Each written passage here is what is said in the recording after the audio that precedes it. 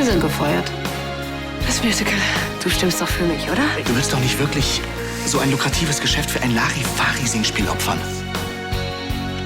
Für Julia bist du gestorben. Für uns alle bist du gestorben. Und deshalb musst du gehen. Und bitte, komm nicht wieder. Ich glaube, ich muss dir was erzählen.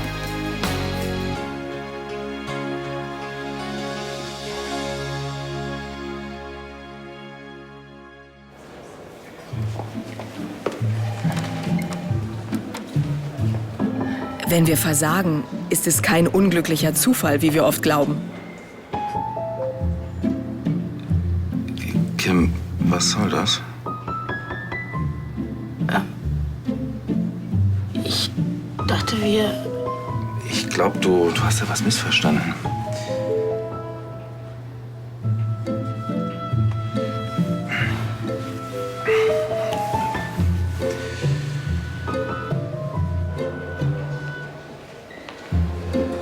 Meist wissen wir genau, dass unser Versagen viel früher begonnen hat.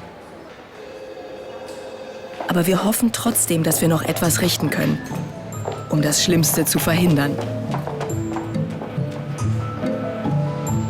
Kim, jetzt warte doch mal. Kim, hey, warum läufst du denn jetzt weg? Was habe ich falsch gemacht? Finden Sie mich hässlich? Gott, darum geht's doch jetzt gar nicht.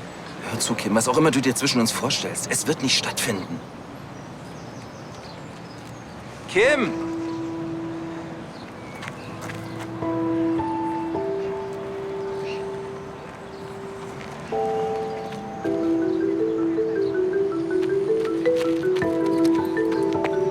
Lassen Sie meine Tochter in Ruhe!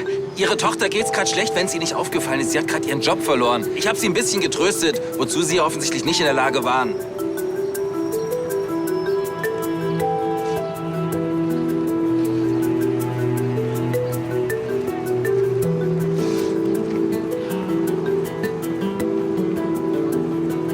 Was genau ist eigentlich Ihr Problem? Am Anfang steht oft eine Lüge. Und am Ende steht das Leid, das wir den Menschen zugefügt haben, die wir lieben.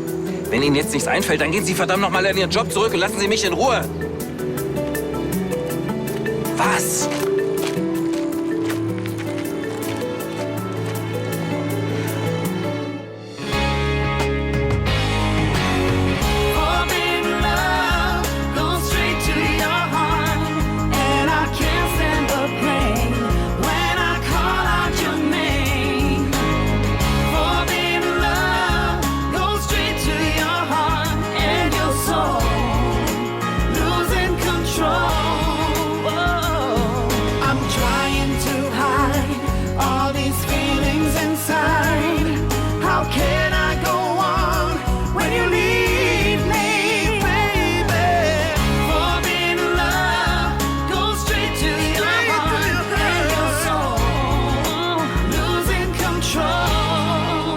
Und dann hat Ansgar auch noch für das Musical gestimmt und das hat dann den Ausschlag gegeben.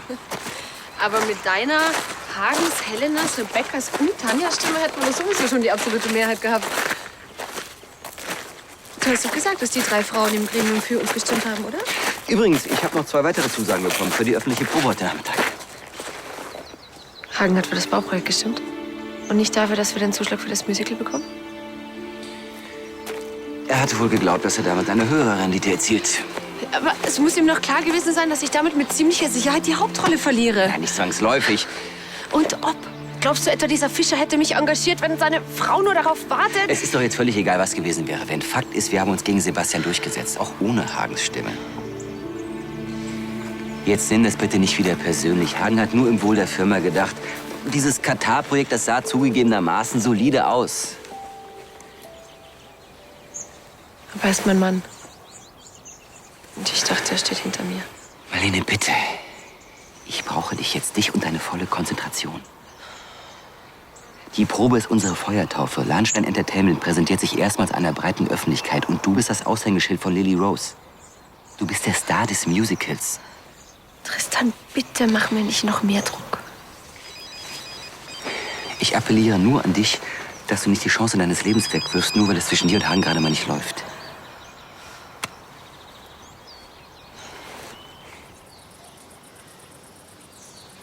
Jetzt erzähl.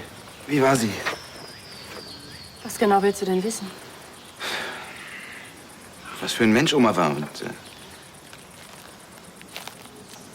Sie war kalt, berechnend und skrupellos.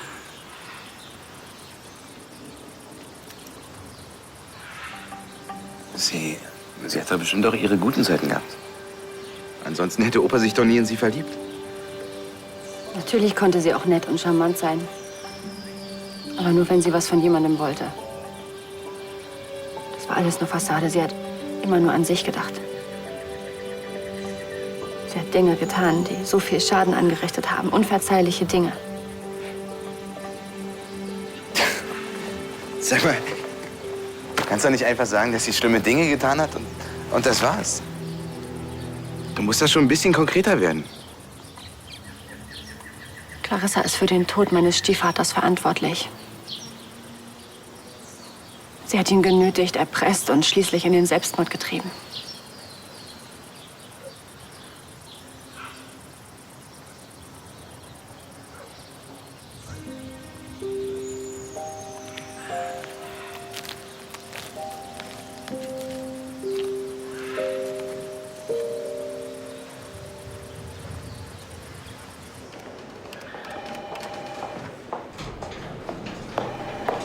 Hallo. Hallo, Mom.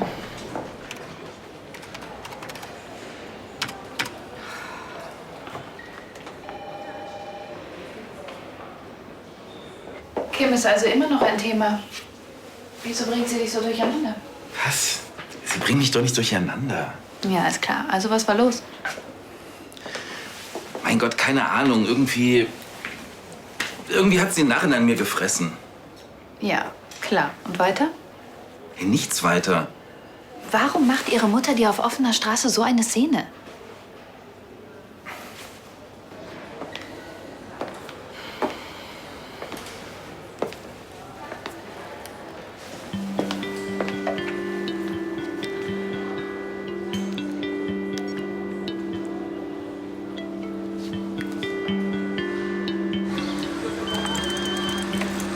Willst du nicht rangehen?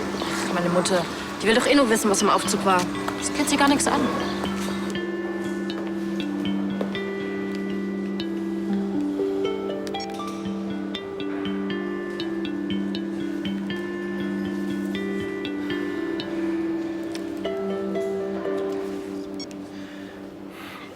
Ich weiß doch auch nicht.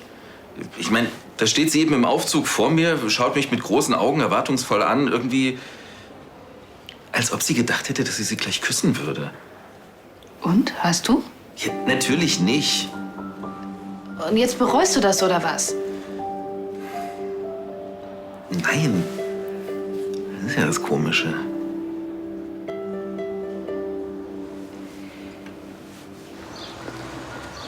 Ich weiß doch, dass Ansgar mich gut findet. Und trotzdem schubst er mich einfach weg. Vielleicht hast du was missverstanden, oder? Nee, Rebecca. Die Situation war wirklich anders. Da lag richtig was in der Luft. Es hat voll geprickelt. Oh Gott. Ich glaube, ich kenne den Grund, warum er einen Rückzieher gemacht hat. Ja, ich sagte, diese Lydia, die macht ihn voll fertig. Die schickt ja nicht mal ein Bild von seinem Kind. Und weißt du auch warum? Weil Ansgar einfach nur ein mieser Typ ist. Sei froh, dass da nichts gelaufen ist. Weißt du, ich begreife mich einfach selbst nicht mehr. Ich meine, Kim ist schlau, hübsch. Und sie legt wirklich seit Wochen drauf an, mich rumzukriegen. Ich verstehe einfach nicht, warum ich da nicht zugreife.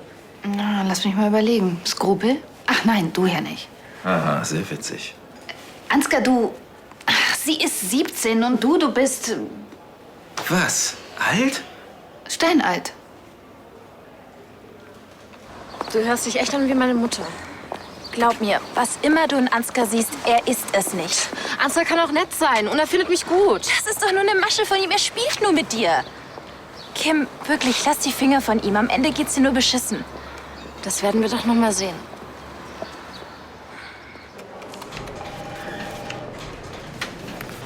Oh, Dana, endlich. Tut mir leid, es ging nicht schneller. Was ist denn los? Kim.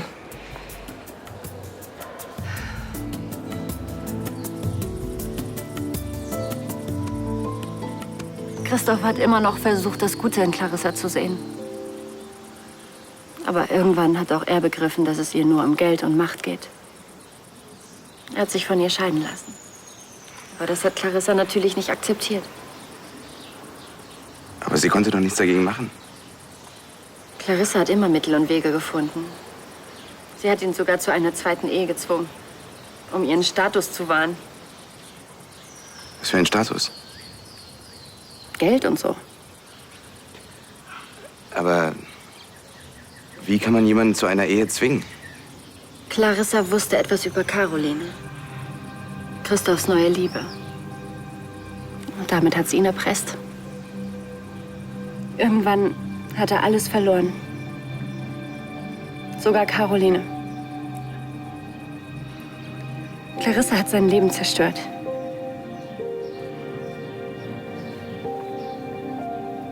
Und dann hat er sich vor Clarissas Augen erschossen.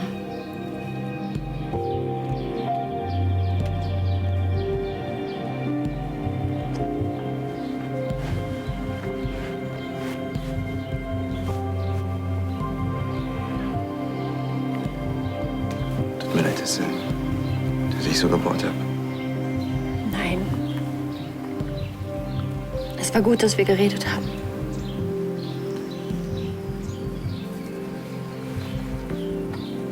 Aber wie konnte Arno mit so einer Frau zusammen sein? Habe ich da meinen Namen gehört? Habt ihr über mich gelästert? Es macht doch viel mehr Spaß, wenn du dabei bist. Wir haben gerade über ihre Mutter geredet. Aha. Clarissa. Und? Was hat sie dir so erzählt? Genug. Auf so eine Oma kann ich gut verzichten.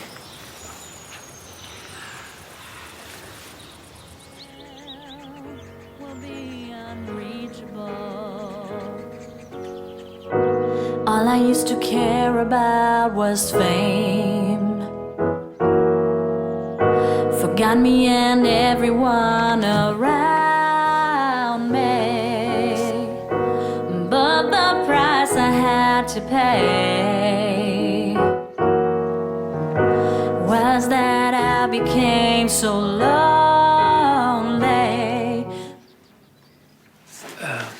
Marlene, ich muss kurz mit dir. Du weißt es schon.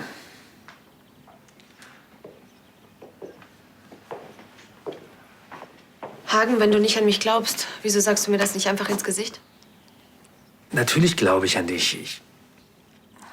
Ich muss nur mal an die wirtschaftlichen Interessen unseres Konzerns denken. Und da erschien mir Sebastians Projekt um einiges rentabler. Rentabler. Und was ist mit wir halten zusammen, in guten wie in schlechten Zeiten? Hagen, ich habe geglaubt, wir stehen füreinander ein und unterstützen den anderen bei allem, was er tut. Marlene, bitte. Ich habe für Sebastians Projekt gestimmt, nicht gegen dich. Mir ist das nicht leicht gefallen. Sollte ich jetzt vielleicht auch noch Mitleid mit dir haben? Nein, ich versuche doch nur zu sagen, dass ich abwägen musste zwischen meinen persönlichen Interessen und denen der Firma. Ich trage da eine Verantwortung.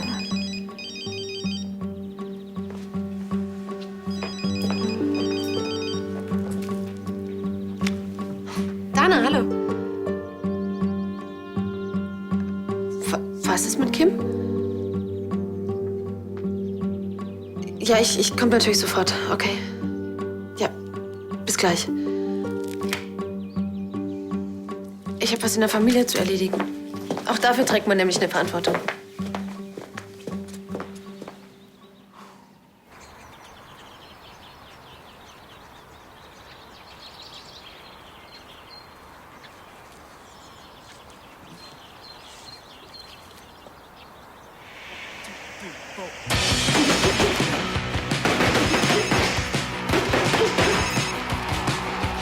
Darf ich gleich auch mal? Klar.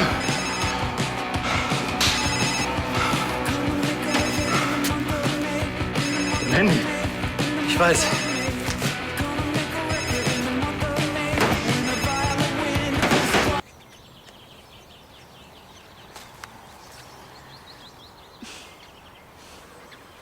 will nicht mit mir reden. Lass ihm Zeit. Andi ist sicher verletzt. Ja, zu Recht. Ich weiß einfach nicht, was ich tun soll. Wenn ich ihm sage, dass ich ihn nicht betrogen habe, dann muss ich ihm erklären, warum ich das alles erfunden habe.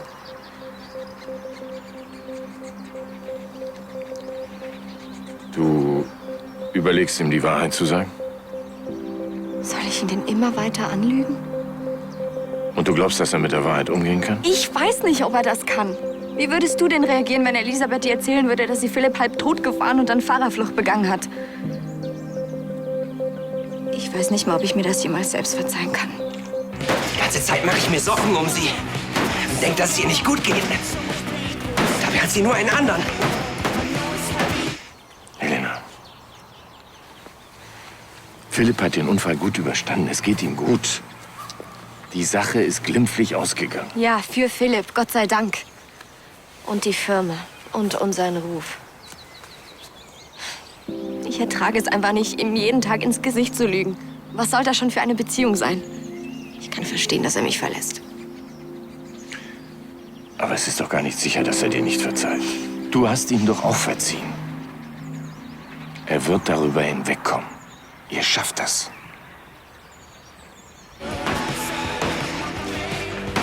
Du, Andi, kann ich dich alleine lassen?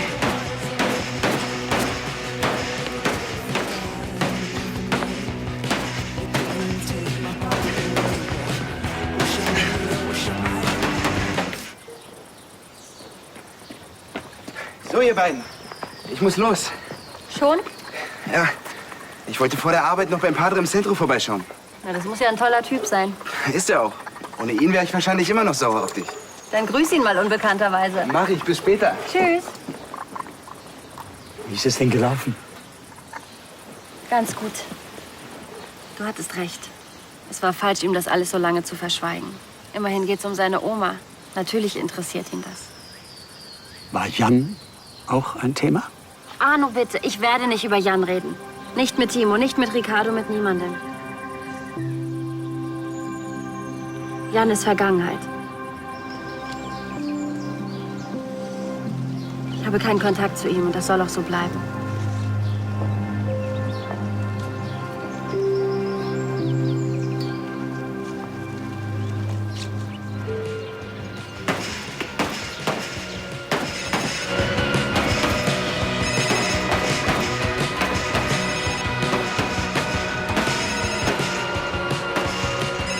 Für dich, Helena. Schön für Sie. Was ist los? Habt ihr beiden auch Streit? Wieso denn auch? Naja, Marlene wirft mir vor, dass ich sie nicht genügend unterstütze, weil ich im Gremium für Sebastians Projekt in Katar gestimmt habe. Und hat sie recht? Nein. Ich musste entscheiden, was für die Firma die sicherste Anlage ist. Also hast du sie hängen lassen? Ich wollte alles richtig machen. Ich hatte mir fest vorgenommen, mich voll und ganz auf Marlene zu konzentrieren. Und die Finger von der Schwägerin zu lassen. Dana hat ja recht. Wir müssen uns das aus dem Kopf schlagen. Wenn sie das schafft, schaffe ich das auch. Du, besser wär's. Was ist mit dir los? Warum bist du so mies drauf? Helena ist nur fremdgegangen, sonst nichts. Was? Bist du dir sicher? Das passt überhaupt nicht zu ihr. Tja, so kann man sich irren. Aber ich schätze, wir sind jetzt quitt. Ach so, bis auf die Tatsache, dass sie weiß, mit wem ich sie betrogen habe. Aber sie hingegen sagt einfach gar nichts. Würdest du das besser machen, wenn du wüsstest, wer es war? Ja, vielleicht sollst du noch mal mit ihr reden. Immerhin hat sie dir die Sache mit Jessica auch verziehen. Ich weiß gar nicht, ob ich das hören will. Diese ganzen Erklärungen. Liebst du sie? Na klar, Mann, was denkst du denn? Dann sag ihr das. Marlene hat gleich eine öffentliche Probe. Helena wird mit Sicherheit auch da sein. Nutzen wir die Gelegenheit.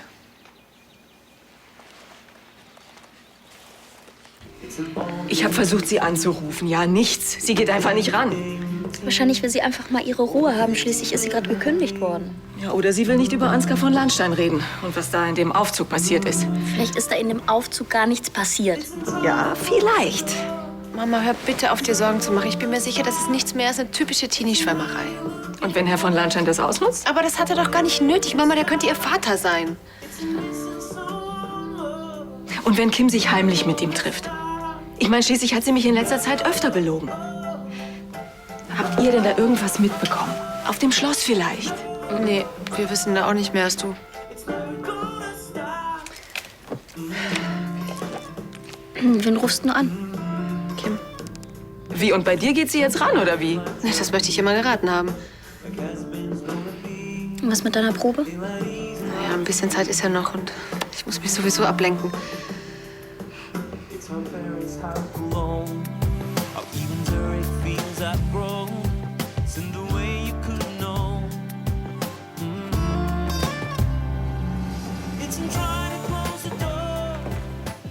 Ansgar, du wurdest schon beim Essen vermisst. Wobei, vermisst ist natürlich nicht ganz der richtige Ausdruck.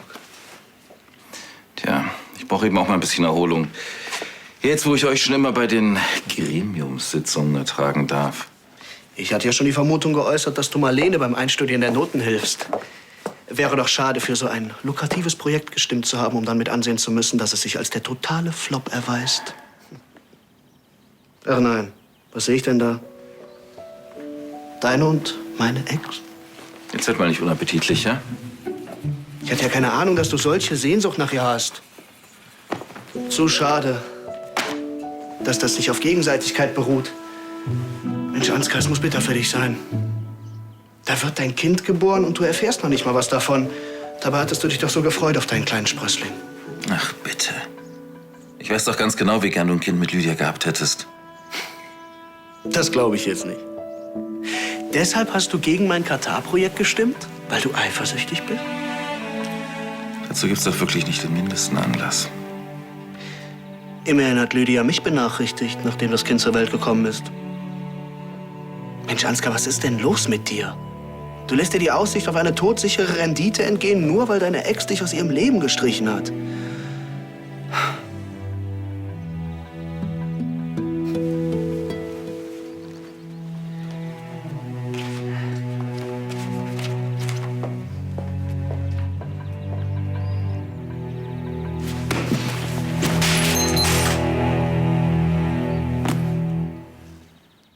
Dankeschön. Herzlich willkommen. Danke. Bitte. So, jetzt aber mal Klartext, Kimi. Was ist denn da gelaufen? Gar nichts. Mama will aber beobachtet haben, dass ihr euch umarmt habt. Ja, und da ist ja nichts dabei. Er hat mich getröstet, weil Tanja von Lanscha mich gefeuert hat. So mitfühlen kenne ich Ansgar ja gar nicht. Weil er nur seine Schwächen kennt. Er kann auch ganz anders. Er hat mir das Leben gerettet. Ach, und deshalb himmelst du ihn jetzt an wie ein Groupie. So, was kann ich für die beiden Damen tun? Hallo, Frau Schneider, vielen Dank. Ich würde eigentlich nur einen Kaffee und ein Wasser nehmen. Ja, für mich auch. Gerne.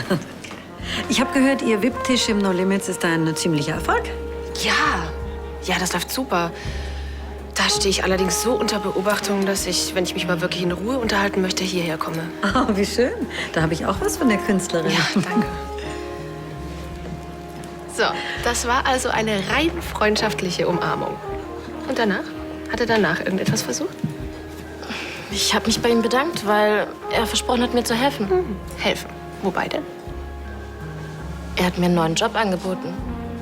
Als seine persönliche Assistentin.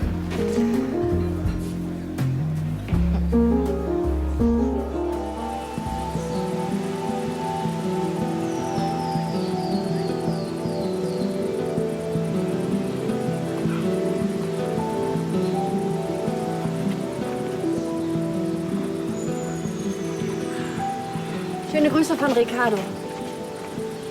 Kommt heute später. Du sollst morgen unbedingt noch mal in die Praxis kommen, um deinen Blutdruck zu checken. Also nur zur Sicherheit. Ach, da ist gar kein Eis in deinem Komm, das Saft. macht doch nichts. Nein. Schmeckt großartig. Komm, setz dich. Na gut.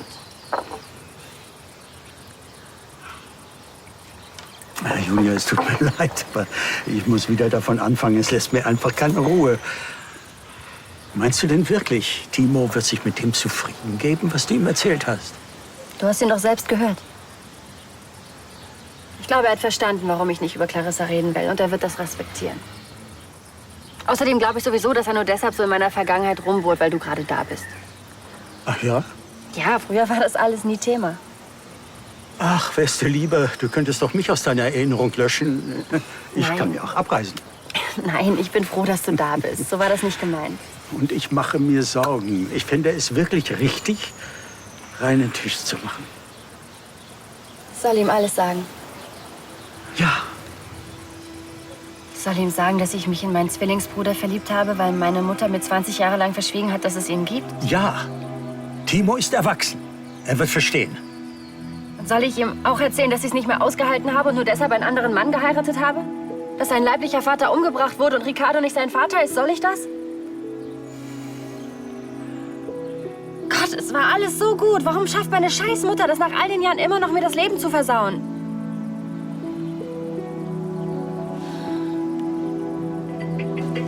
Falls soll ich Sie schön von meiner Mutter grüßen? Ja, dann habt ihr also geredet. Sehr gut. Ja, Sie hatten recht. Es war ganz schön kindisch von mir, so rumzuschmollen. Und jetzt verstehe ich auch, warum sie jahrelang so ein Geheimnis um ihre Mutter gemacht hat. Wieso? Ich glaube, meine Oma war ein ganz schönes Monster. Ah. Naja, ich glaube, es gibt immer Gründe, warum Menschen anderen Menschen wehtun, oder? Tja, ich weiß nicht. Manche Sachen sind einfach zu krass, die kann man nicht einfach so verzeihen. Ja, man könnte es wenigstens versuchen, oder? So weit geht meine Nächstenliebe nicht. Pater, dürfte ich noch ein bisschen Zucker haben, bitte? Ja, natürlich, klar.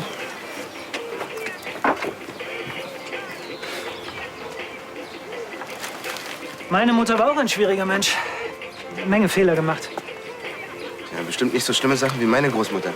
Oh, naja, das weiß ich nicht, aber sie war schon ein ganz schönes Kaliber. Es gab mal einen Moment in meinem Leben, da habe ich wirklich geglaubt, ich müsste sie umbringen. Ich war so unglaublich wütend auf sie. Das kannst du dir nicht vorstellen.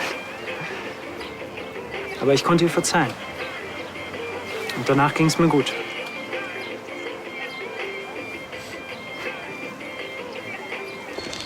Wenn sie sich nicht beeilt, verpasst sie noch ihre eigene Probe. Sie hat sich bestimmt mit Kim verquatscht. Ausgerechnet jetzt. Entschuldigung, hat ein bisschen länger gedauert. Hey, Papa. Papa, schön, dass du auch mitkommst. Ehrensache. Und was hat sie gesagt? Wir können uns alle entspannen. Ansgar hat Kim einen Job angeboten. Oh. Naja, weil sie doch seinetwegen von Tanja gefeuert wurde. Siehst du, Mama, es ist alles ganz harmlos.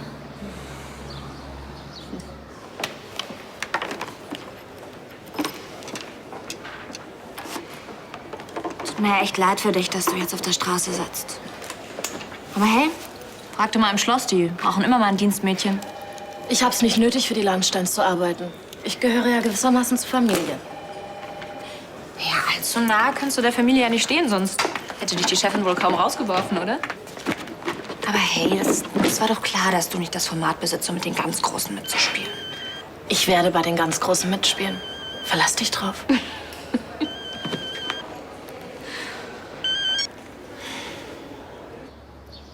Vicky, Wieder nur die Mailbox. lässt dir keine Ruhe, was? Ja, aber findet ihr es denn nicht merkwürdig, dass Ansgar von Lahnstein Kim einfach so eine Stelle als seine Assistentin anbietet? Wieso? Sie hat doch Erfahrung. Sie hat bei Tanja von Lahnstein gearbeitet. Vielleicht ist sie ihm nach dem Brand ans Herz gewachsen. Ansgar und Herz. Sucht den Fehler? Guter Witz. Jetzt mal im Ernst. Ist doch schön, wenn er sie fördert. Leute, ich muss jetzt dann wirklich mal los. Wenn euch das mit Kim so am Herzen liegt, dann fahrt zu Ansgar, klärt das, aber dann fahre ich schon mal alleine ins Theater. Stimmt, sie hat recht. Gute Idee. Meinst du wirklich? Na ja, also, wenn Ansgar von Lahnstein Kim den Job nur angeboten hat, um seine Ex-Frau ins Auszuwischen, dann sollten wir ihm erklären, dass das so nicht geht. Und deine Probe? Wenn ihr euch beeilt, dann schafft ihr es ja vielleicht noch. Gut, dann fahren wir jetzt zum Schloss. Okay. Na? Auf dem Weg zum Bewerbungsgespräch? So ähnlich. Hey, entspann dich. In der Frittenbude nehmen sie dich auch ohne Make-up.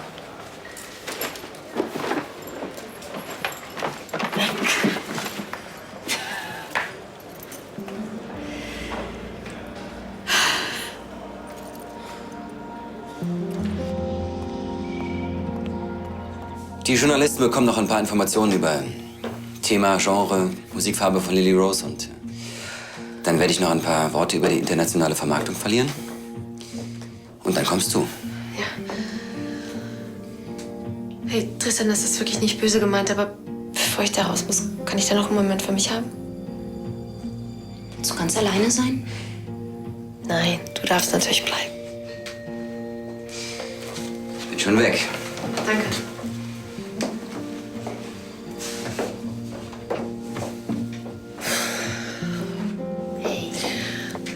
Du brauchst wirklich nicht nervös sein. Du hast das Lied schon 1000-mal gesungen und jedes Mal war es wundervoll. Wenn ich nur verstehen würde, warum Hagen gegen mich gestimmt hat. Aber er hat doch nicht gegen dich gestimmt.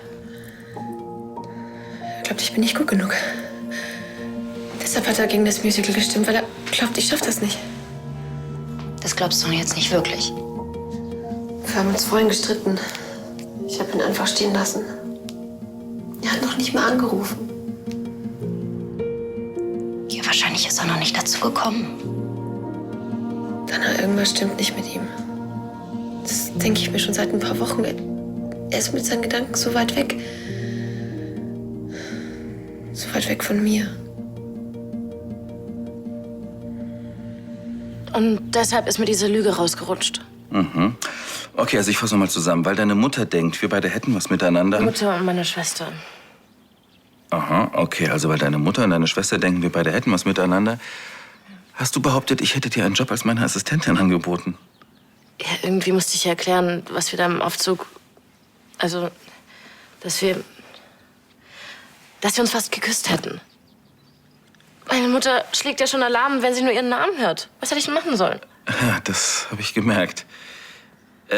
Aber trotzdem noch mal, an welcher Stelle dieser misslichen Geschichte komme ich denn nun ins Spiel? Ja, ich dachte, Sie könnten mir helfen. Helfen? Helfen, indem ich dir einen Job als meine Assistentin anbiete. Naja, immerhin habe ich meinen Job bei Gräfin von Lahnstein verloren, weil ich mich für sie eingesetzt habe. Ich bin loyal. Tja, dann nenn mir doch mal einen Grund, abgesehen von deiner unzweifelhaften Loyalität, der dich dafür qualifiziert, in Zukunft meine rechte Hand zu sein. Ich bin eine gute Investition. Sie könnten die Förderung eines vielversprechenden Talents konsequent fortführen. Ach, Talent.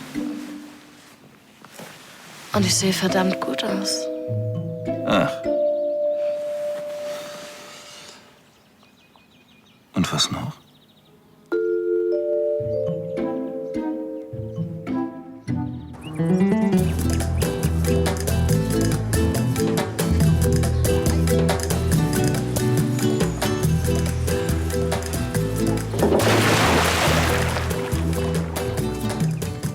Sie überraschen mich immer wieder aufs Neue, Padre. Warum? Weil ich weiß, wie man mit einem Schraubenschlüssel umgeht? Nein, das weniger. Ich habe Sie vorhin mit dem jungen Mendes gesehen. Timo. Ja, ist ein super Typ. Hat das Herz am rechten Fleck. Weiß ganz genau, was er will. Naja, ich möchte Ihnen nicht zu nahe treten, Padre. Aber haben Sie schon mal darüber nachgedacht, dass Sie vielleicht zu viel von sich selbst preisgeben? Vor diesen jungen Menschen? Finden Sie nicht auch, dass man eigentlich nur über das reden kann, was man selbst erlebt hat? Alles andere ist doch nur graue Theorie. Trotzdem ist es nicht selbstverständlich, dass da einer so offen über seine Zweifel und Fragen spricht. Sie meinen einen Priester? Ja. Warum sollte ich ein Hehl daraus machen, dass es auch ein Leben vor dem Priesteramt gab? Hm? Ich meine, wir alle haben unsere Vergangenheit. Oh, Timo. Hey. Frischer Kaffee gefällig? Gern. Viele Priester glauben, dass sie den weltlichen Teil ihres Lebens ausklammern sollen. Denken Sie auch so? Nein. Und diese Kids merken, wenn ich ihnen von etwas erzähle, wovon ich keine Ahnung habe. Die Wahrheit kommt sowieso ans Licht.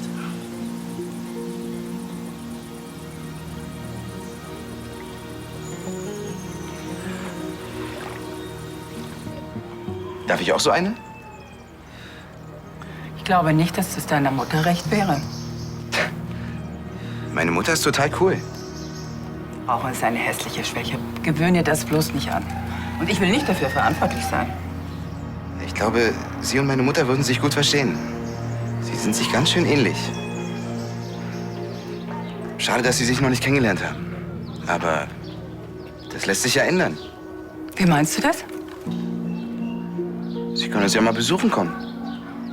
Wir haben eine große Finca mit Pool und meine Eltern haben gerne Gäste. Ich weiß nicht, ob das so eine gute Idee wäre.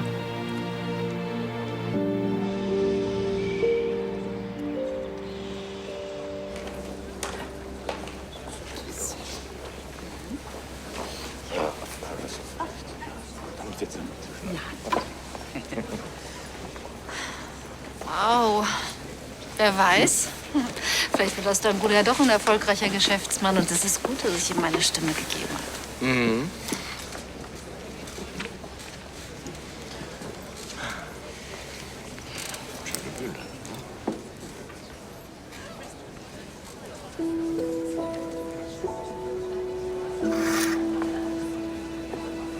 Anni.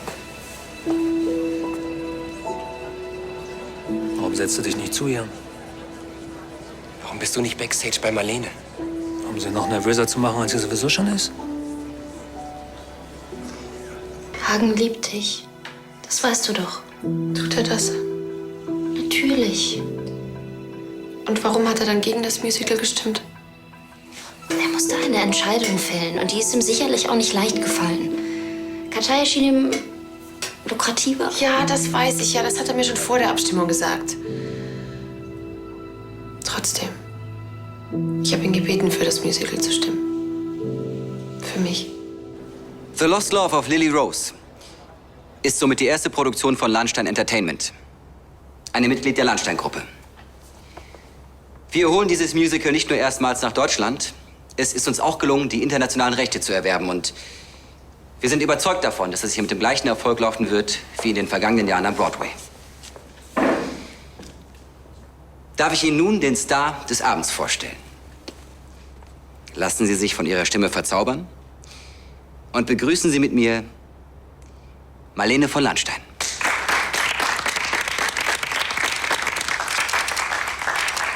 Aber das heißt doch noch lange nicht, dass er nicht an dich glaubt. Wenn er an mich glauben würde, dann wäre er jetzt hier. Würde mich in den Arm nehmen und mir Glück wünschen. Marlene, es geht los.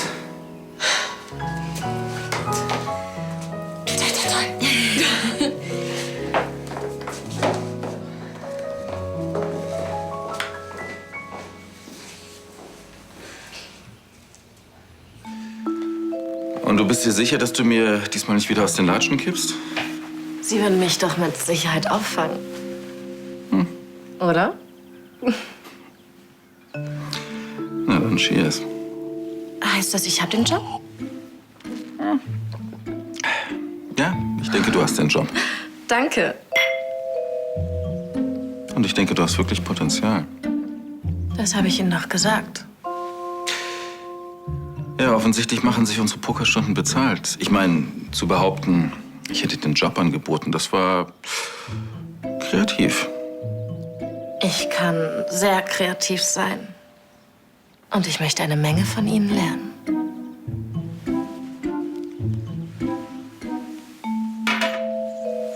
So. Was denn? Alles, was Sie mir zeigen möchten.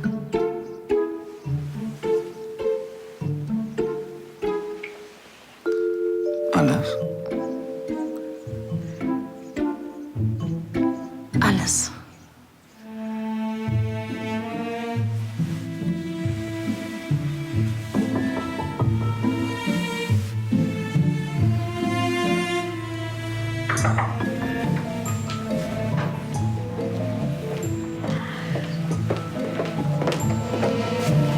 Kim.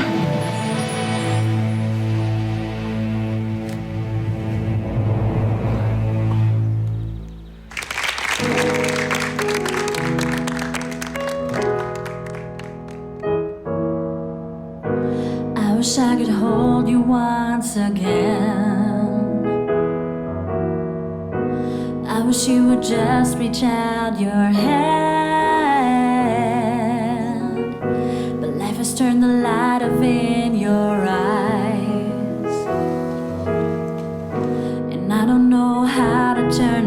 like time. I wish I could hear your voice again. Du mieses Arschloch. Versagen hat viele Gesichter.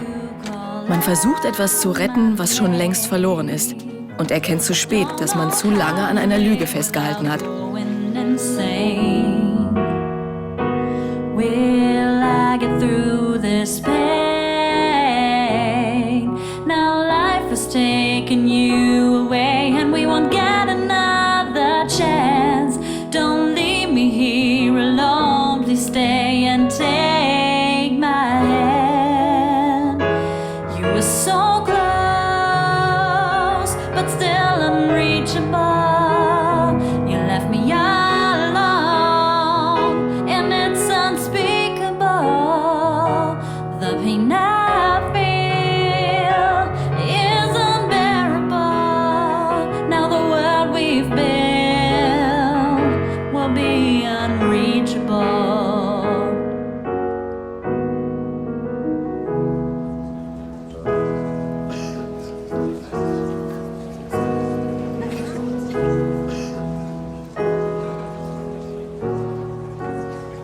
Ich hab dich gewarnt!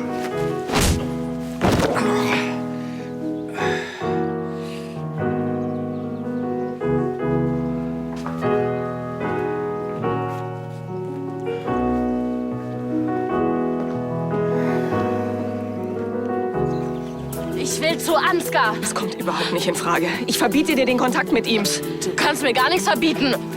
Ich liebe ihn nämlich. Und er liebt mich. Und wir werden zusammen sein. Das werden wir ja sehen. So, liebes Fräulein, jetzt ist Schluss. Solange du noch keine 18 bist, wirst du tun, was wir dir sagen. Ist das klar? Und wenn du dich nicht freiwillig von ihm fernhältst, dann kommst du eben ins Internat. Wir können unsere Fehler nicht mehr gut machen. Oft machen wir sie nur noch schlimmer.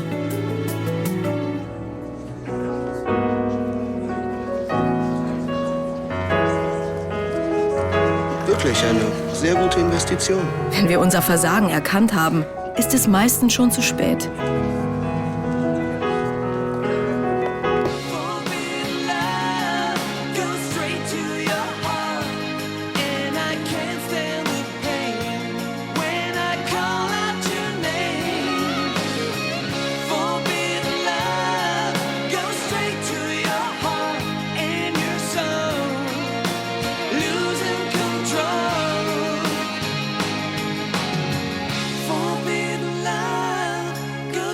To